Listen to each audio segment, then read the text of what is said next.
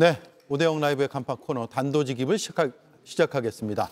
월요일에 정치 고수 두 분을 만나는 날인데 오늘 김종혁 전 최고위원 개인 일정에 있어서 함께하지 못했습니다. 홍익표 전 더불어민주당 원내대표 나와 있습니다. 어서 오세요. 네, 반갑습니다. 예, 현안에 대해서 더 깊게 들을 수 있을 것 같습니다. 예. 먼저 나토 불참이 국익폭이다 이렇게 국민의힘에서 주장을 하기 시작했거든요. 일단 잘한 결정이냐 아니냐를 들어볼 텐데 저희 방송하기 직전에 보니까 일본의 이시바 총리도 불참하기로 결정했더라고요. 예, 그리고 뭐 호주 총리도 지금 예. 참석이 아직 불확실한 상황이고요. 예. 그만큼 지금 국제 정세가 굉장히 혼란스럽기 때문에 당초 이미 이스라엘 이란 전쟁이 터지기 전에 특히 미국의 이란 폭격이 있기 전하고는 완전히 달라져 있거든요. 예. 그래서 작년에 갔던 우리가 업저버 자격으로 참여했던 회의라고 무조건 가야 된다 이렇게 볼 필요는 없습니다. 그리고 제가 한번 이 방송에서도 그 얘기를 했었던 것 같은데 기본적으로 나토는 미국과 서유럽 국가들 간의 군사동맹 아니겠어요? 예. 근데 지금 러시아 우크라이나 전쟁에 대해서도 핵심 국가들 간에 이견이 있어요. 그러니까 미국과 지금 영국, 독일, 프랑스 등 소위 러시아 우크라이나 전쟁을 어떻게 할 건가에 대한 확실한 이견이 있기 때문에 이게 1년 전하고 지금 상황 매우 다릅니다. 트럼프 이후에. 그렇기 때문에 우리가 이게 참여하고 안 하고의 문제에 대해서 좀 더 심도 있게 따져볼 필요가 있었고 대통령께서는 제가 보기에는 현재로서는 가는 게 별 실익이 없고 또 우리 트럼프 대통령하고 양자회담 성사 가능성도 높지 않습니다, 지금요. 그리고 설사 양자회담이 이루어진다 하더라도 우리의 주요 관심 사항인 한미동맹 현안이라든지 또는 관세 문제보다는 우크라이나 전쟁에 대한 입장 또는 예. 중동 전쟁에 대한 어떤 군사적 지원이나 이런 문제들이 더 우선될 가능성이 있기 때문에 좀 더 이 문제는 장기적 안목에서 우리가 전략적 판단이 필요하기 때문에 굳이 나토까지 가서 또 이것도 멤버십이 아니에요, 우리가 이것도 참관국이죠. 그렇죠. 그러다 보니까 또 우리가 제한돼 있습니다. 발언권이라든지 회의 참여 이런 여러 가지 제한이 있기 때문에 저는 G7 같은 경우는 불가피하게 긍정적인 측면이 있지만 나토는 굳이 가는 게 꼭 실익이 있느냐의 문제에 대해서 예. 꼼꼼히 따져볼 필요는 있다. 그래서 저는 정부의 정책이 뭐든 간에 그 결정이 옳으냐 그르냐보단 이후의 정책이나 외교 관계를 어떻게 풀어가느냐가 더 중요하다고 봅니다. 예. 국민의힘에서 외교 실책이라고 또 국익을 포기한 것이라고 비판했는데 그 목소리를 좀 들어보고 그 뒤에 일본 총리 불참 소식도 전해져서 네. 국민의힘의 성명 논평이 조금 어떻게 들릴지 모르겠습니다. 일단 들어보겠습니다. IP4 인도 태평양 파트너 4개국 중 한국만 유일하게 불참한 것은 매우 이례적입니다. 이재명 대통령은 과거 외교는 총성 없는 전쟁이며 연습이 없다고 말한 바 있습니다. 그러나 이번 결정은 이 정부의 외교가 결국 말뿐인 외교에 불과하다는 사실을 드러낸 것입니다. 예, 그리고 페이스북 보면 나경원 의원은 한미 정상회담 고의 패싱인가, 김기현 의원은 나토 불참 좋아할 나라는 북중러 왕따 외교라는 표현도 썼고요. 한동훈 전 대표는 외교 정책을 대미 자주파가 주도하겠다는 공개 선언이다라는 식으로 주장했습니다. 그런데 어떨까요? 저런 주장들을 했는데 다른 나라들 불참, 일본, 호주 등등 해가지고 지금 계속해서 이어지고 있는 이런 상황을 보면 민망할 것 같아요. 그런 예. 표현들. 반대를 위한 반대 아닙니까? 그러니까 자꾸 어떤 사안에 국민의힘이 좀 경계하게 해야 될 것은 이념을 넣어서 안 돼요. 예. 어떤 구체적인 팩트를 갖고 예를 들면 정부가 잘못하면 야당이 비판할 수 있죠. 근데 여기서 보면 사실관계보다는 어떤 주장이나 관점에 따른 비판이에요. 프레임 잡기 위한 것도 있는 것 그렇습니다. 같아요. 예. 한미 정상회담 고의 패싱. 한미 정상을 누가 고의 패싱을 합니까? 지난번에 그럼 트럼프 대통령이 고의 패싱한 것도 아니잖아요. 예. 그리고 마찬가지로 우리가 러시아의 이 핵심은 지금 러시아의 우크라이나 침공에 대해서 우리 정부는 일관되고 민주당 역시 일관됩니다. 러시아의 침공은 국제법을 위반한 것이고 잘못된 행동이다. 그리고 즉각적인 중단과 함께 원상 회복을 해왔던 게 우리 정부 입장 아니겠습니까? 민주당도 거기서 벗어나지 않아요. 중국, 러시아에게 우리가 눈치 보고 그럴 이유가 하나도 없는 겁니다. 또 아울러서 여기다 대미 자주파가 주도했다 이러는데 그럼 일본 정부도 우리 한국의 자주파가 일본 총리를 좌지우지했느냐 이런 건 아니지 않습니까? 그래서 예. 저는 이런 식의 프레임 걸기 또는 이념적 주장에 기초한 반대는 좀 경계해야 될 겁니다. 야당 입장에서도요. 예. 자, 시청자들께서도 판단을 하시겠죠. 이재명 대통령이 오늘 첫 수석 보좌관 회의를 했는데 중동 정세를 언급했습니다. 들어보겠습니다. 우선 중동 상황이 매우 위급합니다. 대통령실을 비롯해서 전 부처가 비상 대응 체계를 좀 갖춰서 비상한 대응을 해야 될 것으로 생각이 됩니다. 특히 현지의 우리 국민들의 안전 대책이 반드시 필요하겠습니다. 또 한 가지는 이 불확실성 확대 때문에 경제 상황, 특히 외환, 금융, 자본시장이 상당히 많이 불안정해지고 있습니다. 이러한 조치들을 최대한 찾아내서 신속하게 조치해 주시기를 바라고 불확실성이 더 확장되지 않도록 잘 관리해 주시기 바랍니다. 예, 각 부처와 대통령실에서 이 불확실성이 확장되지 않도록 예. 각별하게 관리를 하겠다라고 밝혔는데 지금 중동 상황에 대해서 우리의 외교안보적 입장을 정리하기가 굉장히 조금 쉽지 않습니다. 쉽지 않은 예, 그런 그렇습니다. 상황이잖아요. 그래서 그런 점도 작용한 것 같아요, 불참에. 실제로 중동 전쟁은 곧바로 이어지는 게 오일 쇼크로 이어지거든요. 기름값 상승으로요. 예. 역사적으로 오일 쇼크가 3번 있었습니다. 73년도에 이스라엘과 중동 8개국이 전쟁을 해서 그 당시에 한 3, 4달러 하던 게 12달러로 한 4배쯤 올랐어요. 예. 기름값이 배럴당.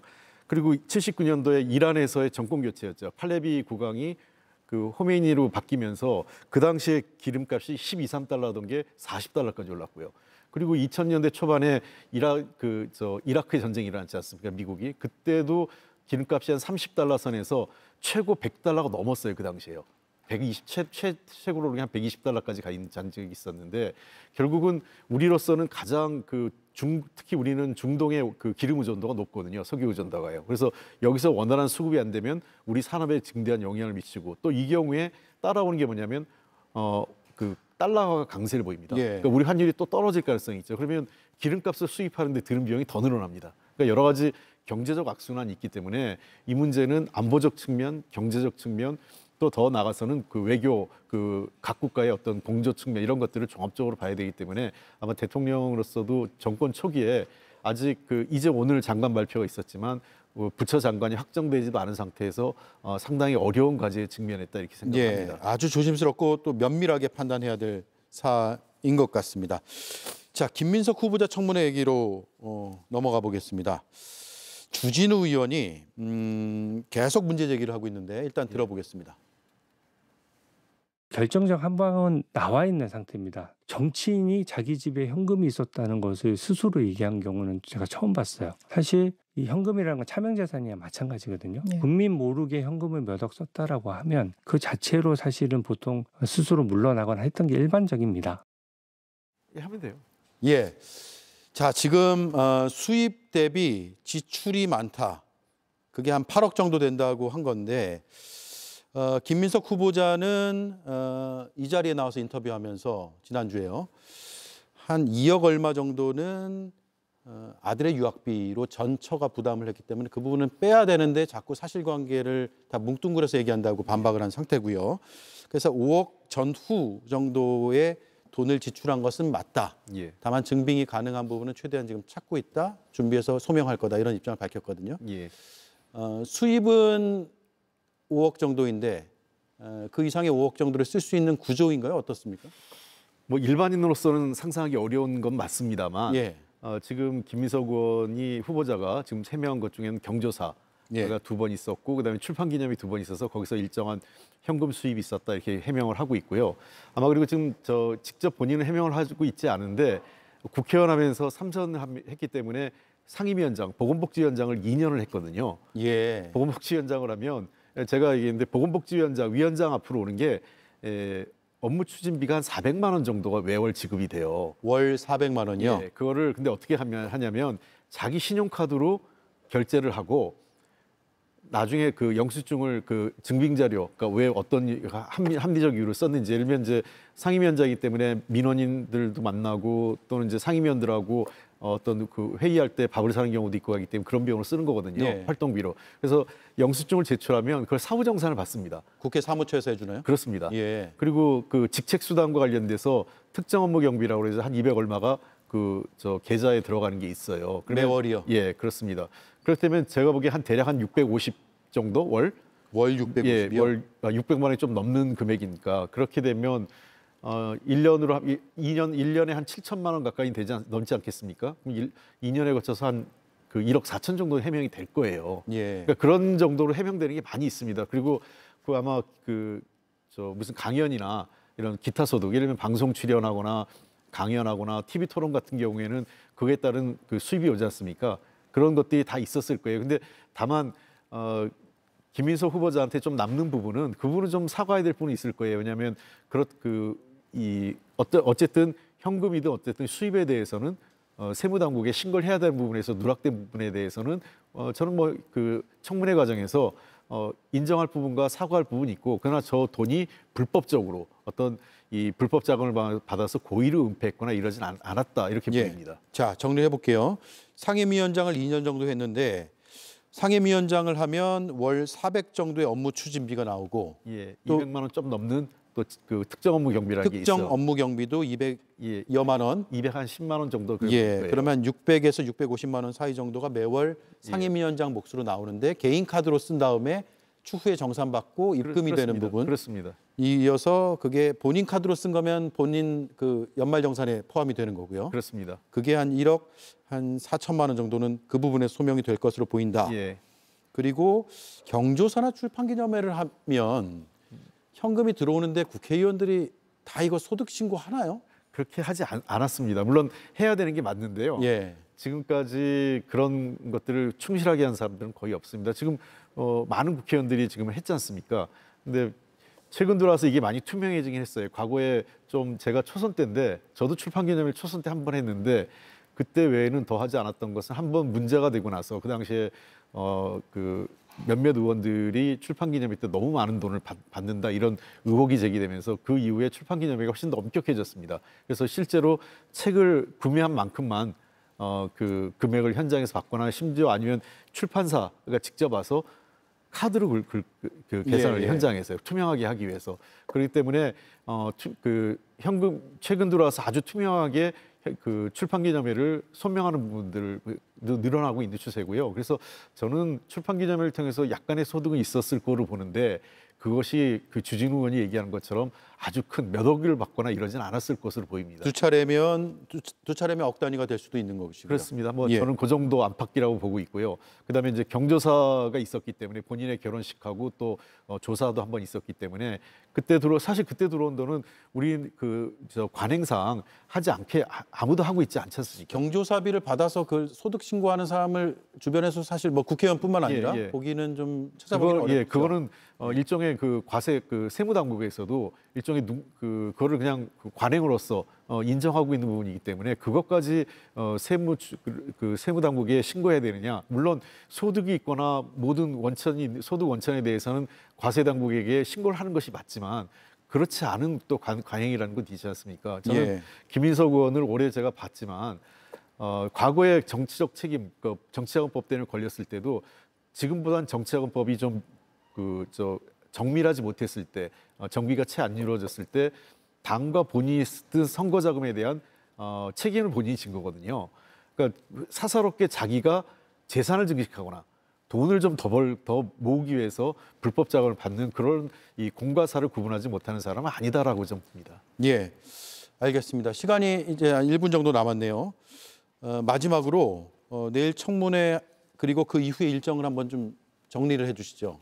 네, 내일 이틀간 청문회 할 거고요. 필요에 따라서 하루 더 할지 안 할지는 아마 간사간 협의가 있어야 될 거고요. 네, 지금 증인이 없을 것 같아가지고요. 예, 증인은 없는 상태입니다. 증인은 이제는 더 왜냐하면 지금 증인 채택을 해도 본인이 거부하면 나오지 않는 그만이기 때문에 나올 예. 수는 없고요.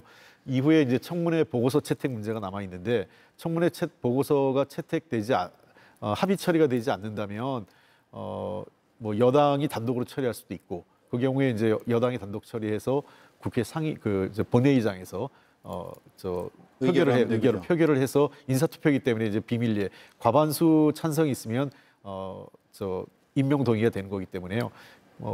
여러 가지 상황을 보는데 저는 가급적 합의 처리하고 국회에서 본회의 표결도 하는 게 좋겠습니다만 그렇지 않을 경우에는 여당 단독 처리 가능성도 배제할 수 없다 이렇게 보입니다. 예, 단독 처리가 되면 그 여론에 따라서 또 여론이 어떻게 반응할지까지 지켜봐야 될 것 같고요. 오늘 그 400만 원 플러스 200여만 원 그 부분 업무 추진 및 특정 업무 경비는 처음 듣는 이야기인 것 같아요. 그게 이제 과거보다는 달라져서요. 과거에 이제 막 이 국회에서도 특활비라는 게 있어서 현금으로 줬는데 그런 게 거의 없어졌습니다. 국회는. 예. 그래서 국회는 다 그 돈에 대해서 사용처를 영수증으로 다 증빙을 해야 됩니다. 네, 알겠습니다. 많은 도움이 시청자들께서 되셨을 것 같고요. 여기까지 듣죠. 다음 주에 또 뵙겠습니다. 고맙습니다. 고맙습니다. 네, 홍인표 전 원내대표였습니다.